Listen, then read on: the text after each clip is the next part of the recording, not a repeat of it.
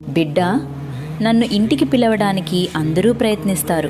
కానీ నేనెందుకు కొన్ని ఇళ్లలో ఒక్క రాత్రి కూడా ఉండనో తెలుసా? నేనే శ్రీ మహాలక్ష్మిని.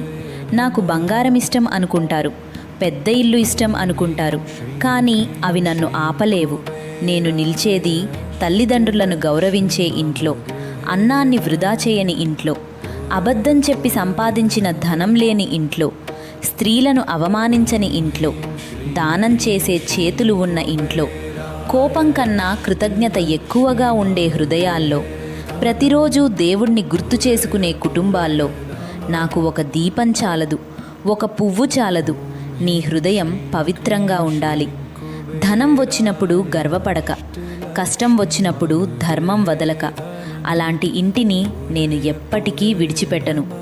గుర్తుంచుకో బిడ్డా, నేను ముందుగా మనసులో నివసిస్తాను, తర్వాతే